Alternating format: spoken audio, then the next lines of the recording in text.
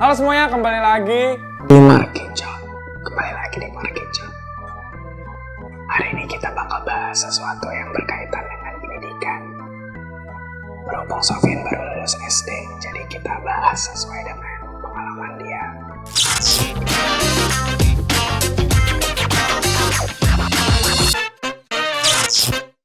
Nah teman-teman, kembali lagi di Markicot. Hari ini kita akan membahas, kalau episode kemarin kan tentang ospek SMA, kuliah gitu kan. Iya nggak sih, ospek kemarin sebelumnya kan?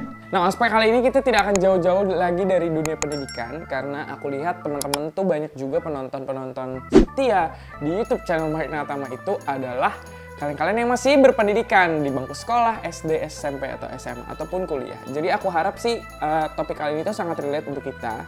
Nah, berhubung aku sudah melewati masa-masa di SD, SMP, SMA, aku rasa boleh dong aku berbagi sedikit tips and tricks dan pengalaman aku dalam belajar di SMA itu. Tapi note that semua orang itu aku yakin pasti banyak perbedaannya dalam cara belajar karena itu berdasarkan kepribadian juga dan cara kita menyerap ilmu, baik kita melalui audio, kita melalui tulisan, kita melalui gerakan, itu banyak banget caranya. Dan aku sempat bahas ini secara tipis di audio YouTube. Kenapa selalu hujan? Dan aku udah pernah bahas ini sebenarnya secara tipis di video YouTubeku sebelum aku ikut Idol. Judulnya tuh apa ya? Bentar kita lihat. Jadi ini seperti lanjutan dan lebih mendalamnya begitu loh teman-teman. Judulnya adalah tips belajar nyantai di ITB. Cuman itu kan di ITB. Nah sekarang aku mau bahas secara general, maksudnya aku gimana sih belajar SD, SMP, SMA, dan sebagainya gitu. Nah sebelum kita mulai, apakah kalian semua setuju bahwa masa SMA itu adalah masa yang paling indah? Kalian setuju? Setuju? Sofian nggak punya temen SMA deh kayaknya deh. Enggak, Sofian wakil ketua OSIS di Cibinong. Dia tuh Cibinong Pride parah. Iya nggak sih?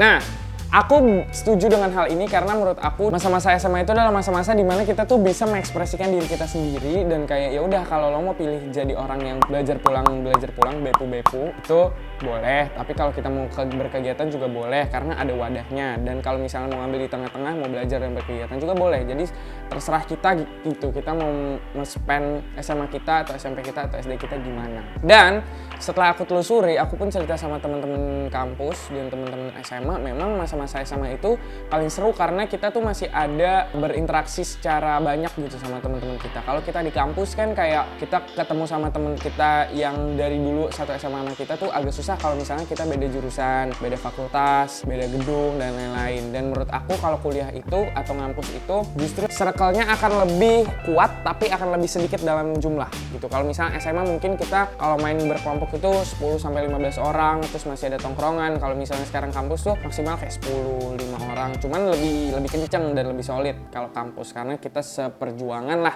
menghadapi dosen dan menghadapi kakak-kakak tingkat gitu. Nah, itu juga berhubungan banget sama tipe pergaulan di anak SMA. Menurut aku tipe pergaulan itu sangat berpengaruh sama tipe belajar kita karena maksudnya kita akan menjadi seperti pergaulan kita. Kalau misal pergaulan kita memang yang main terus ya kita akan susah untuk menemukan niat dan motivasi untuk belajar. Kebalikannya kalau misalnya kita berteman dengan teman-teman yang kerjanya belajar mulu, kita akan susah untuk mencari waktu main dan mencari teman-teman yang memang bisa diajak nongkrong dan bercanda. Jadi untuk mengantisipasi ini dari awal aku sudah set nih teman-teman. Jadi aku pun menyarankan tahap pertama adalah kalian set dulu. Kalian mau mendapatkan apa dari masa SMA atau SMP kalian? Kalian hanya ingin mengejar ilmu kah di sekolah itu atau kalian juga pengen mendapatkan pengalaman-pengalaman yang sekiranya bisa berguna untuk soft skill kalian? Karena kalau misalnya belajar itu kan hard skill. Kalau soft skill itu kayak berkegiatan, panitiaan, terus belajar menghargai orang lain, belajar bekerja sama orang lain, mengerti perasaan orang lain dan sebagainya, gimana cara ngomong di depan banyak orang. Dan makanya aku dari awal udah nge-set aku mau mencari circle yang bisa aku ajak belajar, bisa belajar serius, maksudnya kita tetap memikirkan nilai, tapi bisa juga diajak main. Dan ini adalah gambarnya.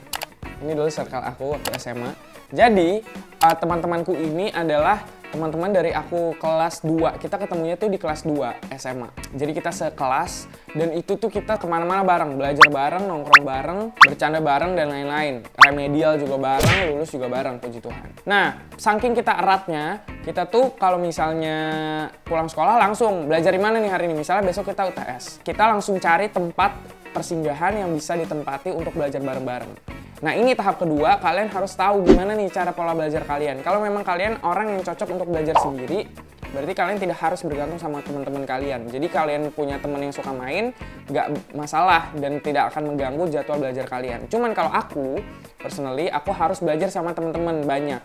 Karena aku pengen saat aku nggak tahu materi yang sedang aku baca atau aku nggak ngerti cara ngerjain soal yang aku sedang latih, aku punya orang di sebelahku yang bisa langsung aku tanya.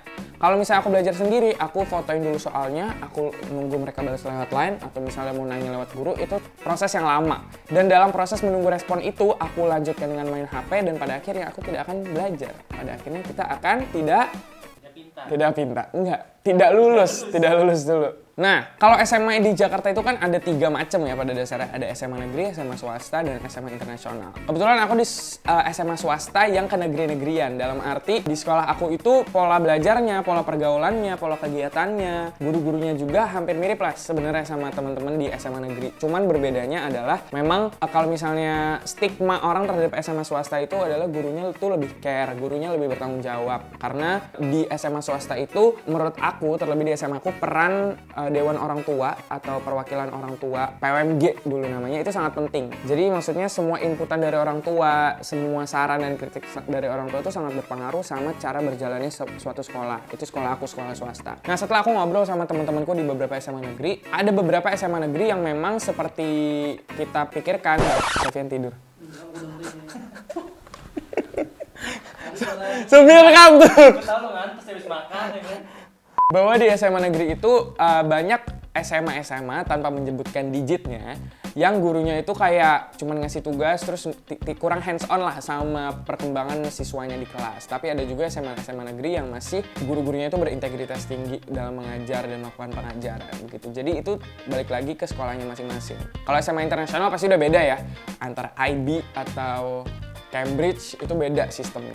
Aku mungkin nggak akan bahas ke arah sana karena aku belum punya banyak pengetahuannya tentang itu. Nah, pergaulan itu juga tidak hanya berpengaruh terhadap di mana kita sekolah, tapi kita tuh ngambil jurusan apa, IPA atau IPS. Stigma orang-orang terhadap anak IPA adalah mereka-mereka yang kutu buku, suka belajar, nggak punya pergaulan, dan anak IPS sebaliknya. Cuman itu berbeda dengan apa yang aku rasakan, karena IPA angkatanku itu tergolong IPA yang rusuh juga gitu. Jadi sebenarnya teman-teman, tolong hilangkan dari kita semua stigma IPA IPS. Maksudnya ya, aku nggak mau misalnya teman-teman sekarang yang sedang memilih jurusan milih IPS karena kalian pengen punya teman di SMA, atau kalian nggak mau yang belajar terus, atau kalian nggak milih IPA karena kalian takut kalian nanti jadi kerja belajar mulu nggak punya pergaulan. Itu sangat salah. Karena menurut aku itu balik lagi ke kita. Kalau misalnya kita memang orangnya mudah bergaul atau kita memang orangnya suka berteman, kita pasti akan menemukan aja itu teman kita gitu. Karena aku tahu di IPA maupun IPS semua sama. Semua ada siswa dengan berbagai kepribadian gitu. Jadi balik lagi tergantung kita sendiri, dan kita memilih IPA IPS itu berdasarkan kita pengen jadi apa. Aku dulu pernah ikut seminar di SMA. Sebenarnya cara paling mudah untuk memilih kita mau IPA atau IPS adalah kita harus tahu dulu nih teman-teman kita mau jadi apa. Dan menurut aku suatu kesalahan besar aku adalah pada saat aku SMA, cita-cita aku tuh masih ganti-ganti. Jadi aku nggak bisa nih runtut ke belakang aku pengen jadi apa. Jadi banyak pola pikir kita adalah runtut dari awal. Aku udah masuk IPA, berarti pekerjaannya ya yang aku pilih hanya bisa dari lapangan yang memang sejalur dengan IPA. Terus nanti aku mengambil kuliahnya di tempat yang aku mau gitu, misalnya baru aku mencari pekerjaan dari situ. Itu salah. Jadi sebenarnya cara yang benar adalah kita mau jadi apa nih. Misalnya gue pengen jadi dokter, berarti gue harus ngambil IPA. Gue pengen jadi broadcaster, radio announcer, atau misalnya host, MC, berarti gue ambil ilmu komunikasi yang lebih kerap dengan ilmu-ilmu sosial begitu. Nah, kalau masalah universitas itu tergantung teman-teman mau mengambil berdasarkan daerah for the sake of lokasi, atau memang mengambil jurusan ini bagusnya di mana nih. Jangan mentang-mentang universitas itu universitas ternama kalian memilih untuk mengambil jurusan di universitas itu, karena mungkin ada universitas lain yang punya jurusan itu dan lebih bagus program untuk jurusan yang kalian mau itu gitu. Jadi banyak konsiderasi yang harus kita pikirkan dari awal kita masuk SMA supaya kita menjadi lebih matang, dan itu menjadi salah satu kesalahanku dulu waktu SMA gitu. Nah, yang salah satu hal yang juga berpengaruh sama pola belajar kita atau pencapaian kita di sekolah adalah percintaan. Aku yakin kedua kakak-kakak di depanku ini adalah buaya-buaya pada zamannya gitu. Makanya sekarang mereka tuh jomblo. Karena biasanya kalau misalnya buaya itu pas gedenya tuh susah. Itu karma ya, hukum karma. Makanya Sofian dan Raka harus ini deh. introspeksi diri deh kayaknya deh. Percintaan itu sangat berpengaruh, tapi pengaruhnya beda-beda. Ada orang, kalau aku ya, kalau misalnya lagi deket sama cewek atau lagi pacaran, aku cenderung untuk lebih produktif karena aku bisa ngajak dia belajar bareng, ngopi bareng, terus misalnya modus-modus minta catatan dan lain-lain gitu kan. Cuman ada temanku yang justru setelah dia pacaran dia malah nggak fokus karena dia kayak, oh ya udah aku sudah punya pacar, aku auto lulus gitu. Entah kenapa mikirnya kayak gitu. Itu salah sebenarnya karena kita sama pacar kita ya lulusnya masing-masing. Pacar kita bisa lulus, kita bisa nggak lulus atau sebaliknya gitu. Jadi percintaan juga sangat berpengaruh. Dan yang keempat adalah nggak tahu ini gimana ya bridging-nya. Oh ini sebelum percintaannya. Jadi tips dari aku untuk teman-teman semua yang masih bingung, itu nggak apa-apa karena menurut aku pun timing setiap orang tuh berbeda-beda untuk menemukan impiannya gitu. Cuman harusnya kita sudah bisa mengenal diri kita sendiri. Ibaratnya kalau kayaknya aku nggak akan bisa jadi dokter karena aku orangnya nggak sabaran dan aku tremor tangannya. Misalnya itu hal yang sangat sederhana yang bisa kita observe dari perilaku kita sehari-hari. Atau kayaknya aku tuh juga nggak mungkin jadi arsitek karena aku orangnya kurang teliti dan aku tuh mau semuanya cepat. Sementara arsitek itu kalau menggambar struktur rumah atau gambar plan, dena itu kan pasti harus meticulous banget, maksudnya harus teliti dan banyak pertimbangannya gitu. Sebenarnya itu hal-hal yang bisa kita jadikan dasar pertimbangan dalam kita memilih jurusan gitu. Nah, masalah berikutnya nih teman-teman yang sangat mempengaruhi kita untuk belajar adalah tipe ngajar guru. Dan menurut aku tipe ngajar guru ini adalah variabel yang tidak bisa kita kontrol gitu. Karena maksudnya semua guru tuh berbeda treatmentnya terhadap tiap kelas dan berbeda juga treatmentnya berdasarkan moodnya dan berdasarkan murid yang sedang dia hadapi gitu. Karena banyak guru yang punya, kalau kita bilang dulu anak kesayangan atau anak emas, itu memang nggak bisa dihindari. Ibaratnya pasti suatu guru ya, bapak atau ibu guru pasti akan menemukan salah satu dari sekian banyak siswanya yang memang dia paling nyambung dan dia paling suka. Aku tidak membenarkan tindakan itu, tapi aku lebih mengajak kita untuk ya udah kita nggak usah stresin hal itu, kita tinggal atur aja gimana cara kita menanggapinya. Kalau misalnya kita menghadapi guru yang killer, kita nggak boleh mengeluh terus. Karena kalau kita mengeluh, kita semakin benci dengan gurunya. Dan kalau kita benci nih sama seorang guru mata pelajaran, kita tuh nggak akan enjoy untuk belajar pelajaran itu. Dan itu yang aku terapkan sekarang di kuliah. Dulu aku SMA, aku punya satu guru yang kayak aku nggak suka banget nih. Jadinya aku di mata pelajaran dia, aku nggak enjoy. Di dalam kelas aku udah nggak dapet ilmu, aku nggak bisa nyatet karena aku udah bete. Di luar kelas, aku cuman bisa mengandalkan temanku gitu. Dan ketergantungan itu sebenarnya nggak terlalu bagus gitu. Jadi kalau kita nemu nih guru yang killer, ya udah kita deal with it aja. Ya udah memang kepribadiannya seperti itu. Tapi kita mindsetnya harus positif. Oh dia killer karena dia pengen muridnya tuh untuk ngerti apa yang dia maksud, supaya nilai kita nggak jelek, supaya kita nggak remedial gitu ibaratnya. Itu pola pikir sederhananya gitu. Terus misalnya ada guru yang suaranya kecil, itu menjadi hak seorang siswa untuk minta bapak atau ibu guru itu untuk ngedein suaranya. Itu hak kita karena mereka pun pasti nggak mau dong, mereka udah ngomong materi 2 bab tapi sebenarnya nggak ada yang bisa mencermatinya dengan baik gitu. Dan rasa nggak enakan itu harus kita hilangin karena dulu aku pernah 1 tahun pertama di SMA aku nemu guru yang kayak gitu, yang ngomongnya volumenya kecil banget dan pace-nya pelan. Terus aku nggak enak untuk ngomong sama dia, jadi aku biarin dia 1 semester kayak gitu dan akhirnya aku pun kesusahan untuk menyerap materi di kelas. Dan setelah aku sadari sebenarnya itu hak kita untuk minta, tapi sampaikan dengan cara yang sopan. Jangan kayak, bisa nggak gedein? Jangan kayak gitu. Maksudnya, Pak, sorry saya di belakang nggak kedengeran Pak, boleh nggak ngomongnya agak kenceng sedikit gitu misalnya. Atau kalau misalnya memang dia terus-terusan kayak gitu, ya udah kita maju aja ke depan. Terus kalau ditanya kenapa kamu maju ke depan, tinggal simply jawab tidak kedengeran gitu. Banyak sih tipe-tipe guru yang pasti berbeda-beda jenisnya di setiap sekolah. Nah kalau misalnya guru kalian nih ya, ini tendangan dari Sofian sebenarnya. Mungkin lu punya banyak guru yang kayak gitu ya di Cibinong. Apa ya, banyak juga guru-guru yang kayak suka memasukkan unsur-unsur yang tidak senonoh gitu ya dalam kegiatan KBM. Itu kita nggak usah fokus sama situ. Maksudnya kalau kita terganggu ya kita tinggal bilang aja ke guru BK, atau maksudnya ya udahlah tutup telinga aja lah gitu. Kayak kita harus kontrol telinga kita gitu. Maksud lo apa sih Victor tuh? Iya nggak, maksud gue literally megang-megang maksud lo. Bukan, kayak ngomongnya tuh menjurus gitu. Menjurus. Nah, kalau misalnya guru-guru yang bercanda mulu, sebenarnya menurut aku ada minusnya juga. Jadinya kita tuh nggak fokus di kelas. Cuman, aku sih bersyukur selama ini aku mendapatkan guru yang walaupun dia bercanda, dia tuh tetap ada seriusnya gitu. Dia tetap ada materi yang dia sampaikan. Jadi, di dalam kegiatan KBM itu, kita nggak belajar doang, tapi kita merasa dekat. Untuk teman-teman yang ambil gap year, ini saran terakhir dari aku. Menurut aku belajar itu suatu habit. Kalau misalnya kita udah 1 tahun nih nggak belajar, terus kita berharap dengan 1 tahun kita nggak belajar belajar itu kita akan diterima di UTBK tahun depan, tahun itu maksudnya, setelah kalian gap year 1 tahun. Percayalah, menurut aku kalian kesempatannya tidak akan lebih besar dari kesempatan saat dulu kalian coba UTBK pertama kali. Karena otak kalian sudah terbiasa santai, sudah terbiasa tidak menerima ilmu baru. Jadi untuk teman-teman yang gap year, aku saranin kita tetap mengontrol nih pola belajar kita. Mungkin sebulan sekali kita tetap kerjain paket-paket soal, atau seminggu sekali juga no problem sebenarnya. Supaya kita tetap produktif juga dan otak kita tuh terbiasa untuk tetap bekerja gitu. Ibaratnya gini deh, kita misalnya habis liburan SMP ya. Liburan SMP naik ke SMA kan tuh 3 bulan tuh, sampai 2 bulan lebih lah. Terus masuk ke SMA pasti pelajaran awal-awal tuh kayak, kenapa sih gue gini doang kagak bisa gitu. Padahal kayaknya gampang ya, itu akan terjadi. Itu padahal cuma 2 bulan sampai 3 bulan. Ini setahun. Bisa kalian bayangkan masing-masing seberapa serem itu?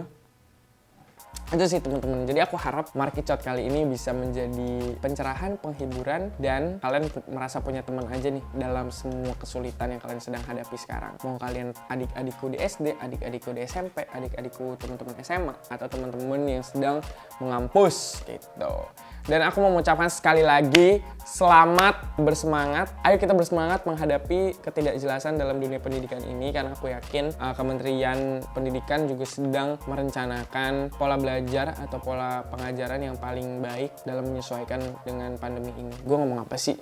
Intinya percayalah bahwa apa yang kita alami sekarang ini, apa yang dirasa pemerintah paling baik, dan ya udah tugas kita menyuarakan pendapat kita dan melakukannya aja selagi kita masih bisa gitu. Dan percayalah bahwa bentar lagi kita pasti akan bertemu dengan teman-teman kita yang kita sudah berpisah selama 1 tahun lebih gitu. Percayalah. Jadi kayaknya judulnya hari ini percayalah. Kesimpulannya adalah kenali diri kalian sendiri, cara kalian belajar, cara kalian bergaul, cara kalian menghadapi guru-guru dengan berbagai macam kepribadian, dan kedua, tahu tujuan kalian, mimpi kalian, cita-cita kalian, dan di mana kalian ingin bekerja dan berkuliah dan bekerja. Itu teman-teman. Dan bawa semuanya dalam doa, karena hanya Tuhan yang tahu apa yang akan terjadi dalam kehidupan kita. Sekian, terima kasih.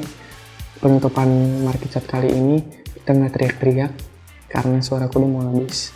Jadi terima kasih semuanya yang sudah mendengarkan. Salam sehat, salam bahagia, salam olahraga semuanya. Semoga Euro bisa berjalan dengan sukses. Tapi kayaknya ini akan tayang setelah Euro selesai, enggak sih? I love you guys. Jangan lupa subscribe.